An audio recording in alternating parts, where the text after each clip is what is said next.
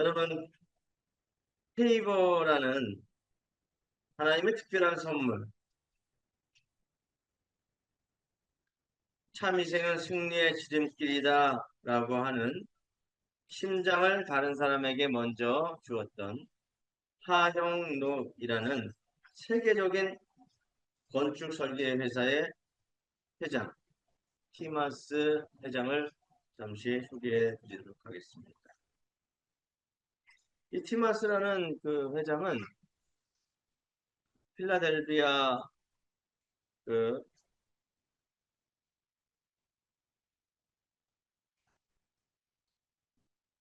공정합니다.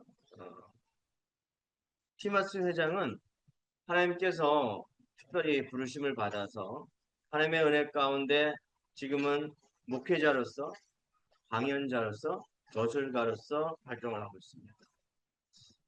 그는 미국으로 건너가서 유명 대학에서 공부를 하였고 또 건축 설계사가 되었는데 남들이 부러워할 만큼 자타의 공인을 받았던 그런 아주 유명한 어, 건축 설계사입니다.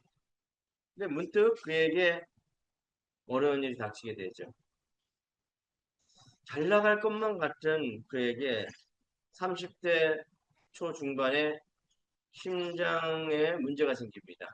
더 이상은 아무 일도 할 수 없는 그런 상황에 처해 있게 됩니다.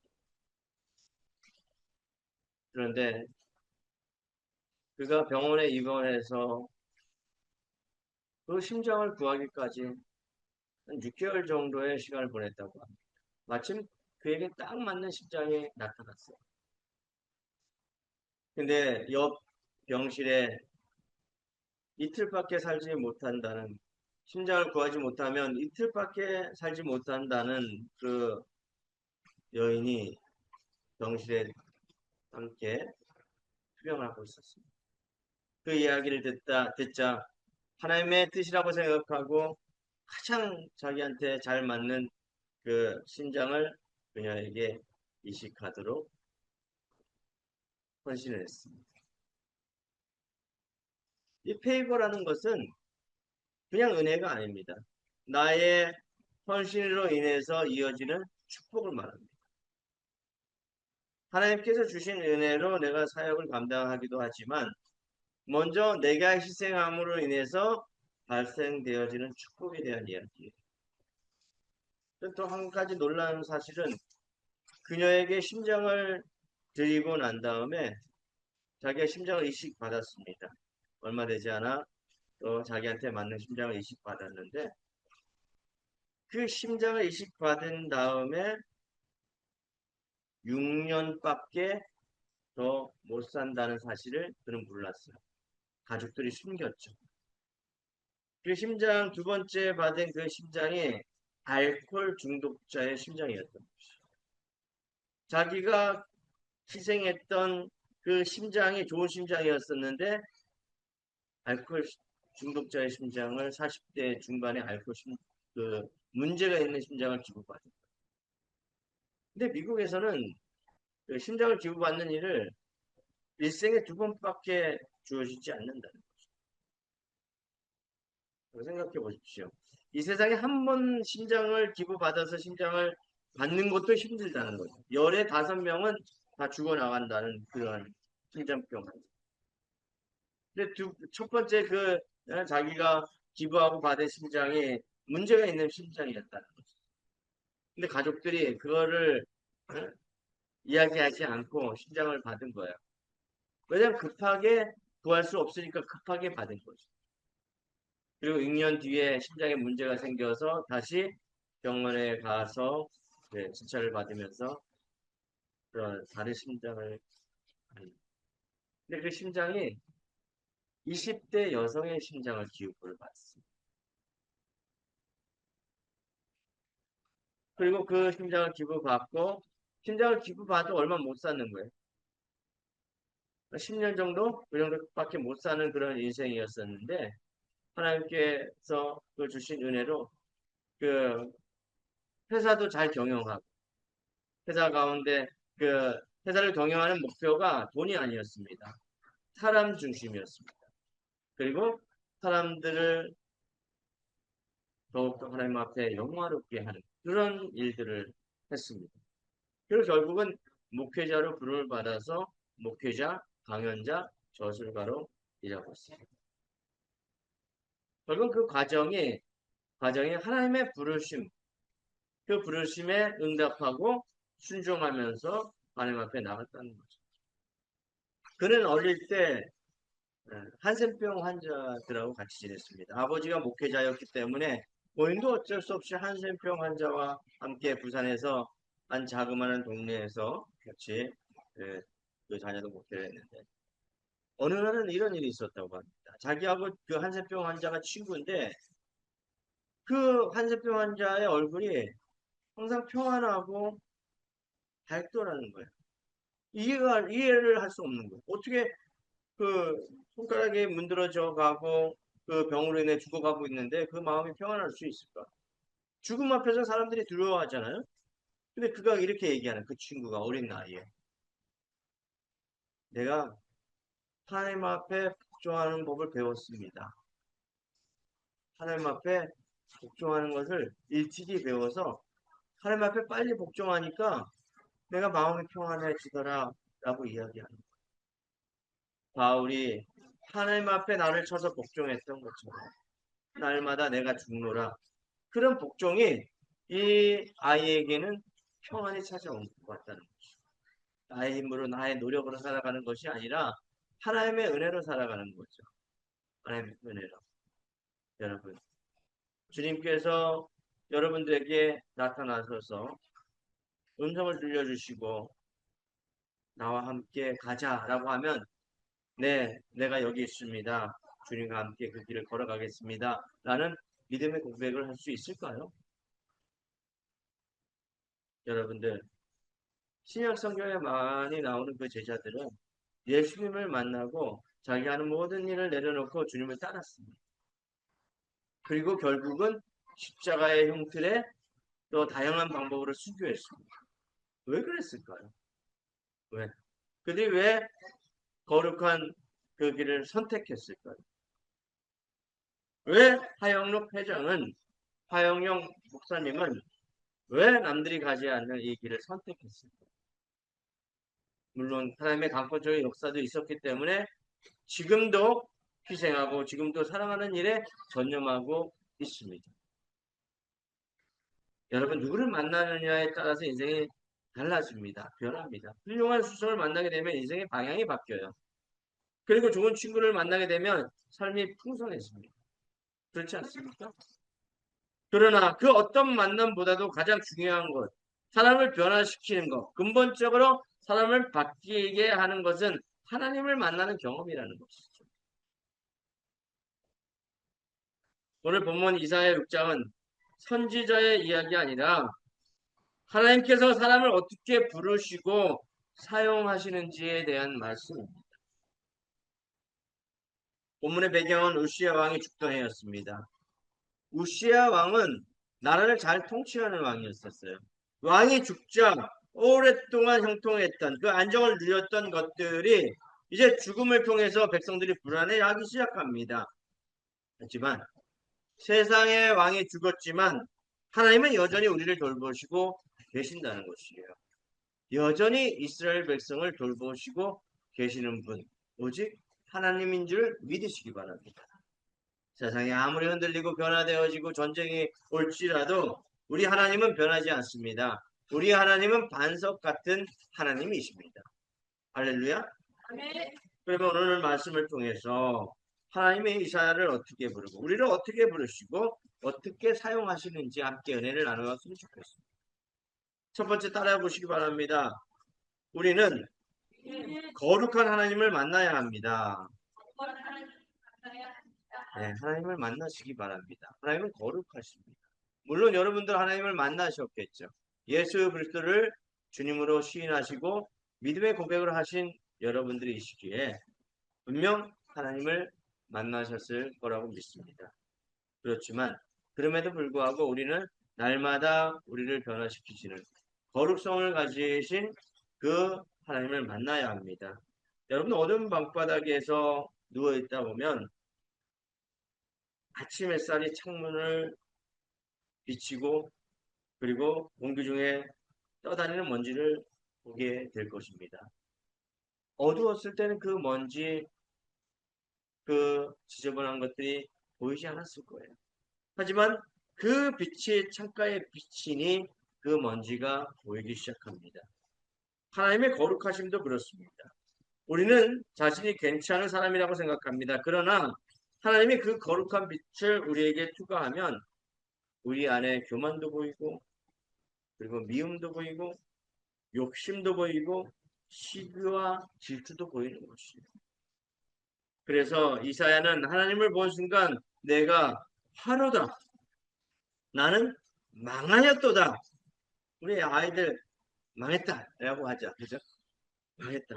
보니까 이사야도 망했다라고 얘기하네요. 그죠?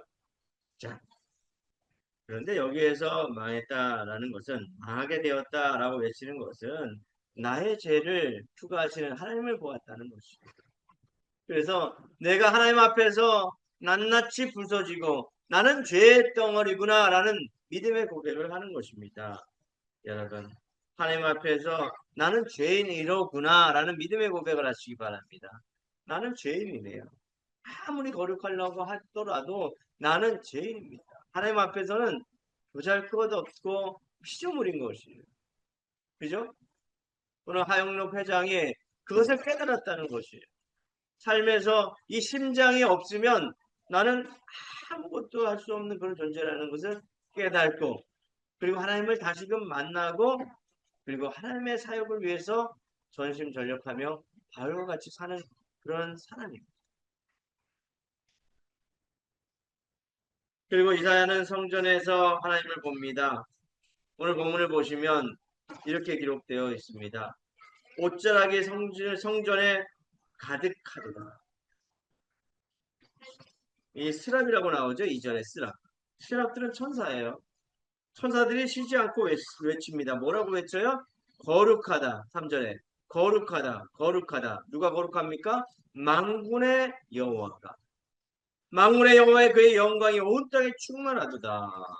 자, 스랍들이 6날개를 날개짓하며 돌로는 자기 얼굴을 가리고 그 돌로는 자기의 발을 가리었고 그 돌로는 날고 있습니다. 파다닥 파다닥 파다닥 날겠죠. 표현이 좀 그렇지만 우아하게 날았을 거예요. 그죠? 우아하게 날면서 어떻게 했습니까? 자, 나는 부정한 사람이요. 나는 입술이 부정한 백성이요. 자, 이렇게 5절에 고백할 때 6절에 수랍 중에 하나가 부젓가락으로 제단에 집은 바 피의 숯을 손에 가지고 내게로 날아와서 자 숯덩어리 알죠? 숯덩어리 여러분들 고기 구울 때 그 새빨갛게 그 타오르는 숯덩어리를 부젓가락으로 집어서 누구에게 가져가요? 이사에게 가져갑니다. 그리고 그 입술에 대니 내 입에 닿으니 자 입술에 닿으면 어떻게 돼요? 입술이 다 타버리잖아요. 근데 어떻게 표현했습니까? 입에 닿으니 내 악이 제하여 졌고 내 죄가 사하여 졌느니라. 그죠? 딱 입술에 대니 어떻게 됐습니까? 나의 모든 죄. 망하였도다라고 고백했던 그 망하였도다가 거룩하게 되었어요. 내 온몸이 거룩하게 되었다는 것이죠. 여러분 여기에서 뭐 재단의 숯불이라고 얘기하지만 여러분 말씀이 우리에게 다가왔을 때 그 말씀을 묵상하고 싶게 되면 우리가 거룩하게 되어지는 것이죠. 그죠? 말씀을 통해서 우리가 새롭게 되어지는 것이죠. 성령의 놀라운 은혜로 우리가 변화받는 거죠. 그죠? 네. 그런 것처럼 새롭게 변화를 받는 것이죠. 그래서 거룩하신 하나님을 날마다 만나야 합니다. 날마다 그분과 동행할 때 성령의 은혜로 우리가 지어지게 되어지고 주님과 동행하게 되어지는 것입니다. 거룩한 하나님을 거룩한 주님을 만나는 자리 그 시간을 가지시기 바랍니다. 하나님의 거룩함을 경험하면 우리의 신앙은 형식적인 신앙이 아니라 살아있는 믿음이 되어지는 것입니다. 자, 두 번째 이제 하나님을 만나면 자신을 돌아보게 됩니다. 따라 보시기 바랍니다. 자신을 돌아봅시다. 자, 하나님을 만나게 되면 자신을 돌아보게 됩니다. 자, 은혜를 경험한 사람은 하나님의 그 은혜로 사역을 감당하는 것입니다. 감사하게 되어지죠. 날마다 감사하는 그런 인생을 살아가게 됩니다. 우리 범사에 감사하라. 그죠? 데살로니가 5장 18절. 항상 기뻐하라. 쉬지 말고 기도하라. 범사에 감사하라. 이는 그리스도 예수 안에서 너희를 향하신 하나님의 뜻입니다. 범사에 감사하게 된다는 것이죠. 하나님을 만나면 우리를 돌아보게 되어지고 또 범사에게 감사하게 되면 용서하게 되어져요. 날마다 감사가 넘치니까 은혜 받은 사람들의 가장 큰 능력은 사람들의 마음을 움직이게 합니다. 하나님을 만난 그 순간 하가 이제 그 이사의 삶 속에서 자신을 돌아보게 되어지고 세상 가운데 복음을 하나님의 말씀을 선포하는 그러한 위인이 되어지게 되죠.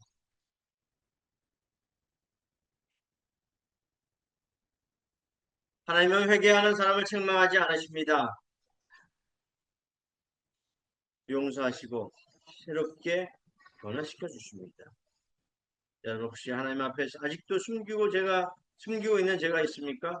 하나님 앞에 내어놓고 회개하고 그리고 용서받으시기 바랍니다. 하나님의 용서를 믿고 새로운 삶을 시작하시기 바랍니다. 마지막으로 은혜를 받은 사람은 사명으로 일하게 됩니다. 따라해 보시기 바랍니다. 사명으로 일합시다. 여러분 은혜 받았죠? 그럼 하나님께서 사명을 주십니다. 이사에게 사명을 허락하였던 것처럼 여러분들에게도 사명을 주신다니까요.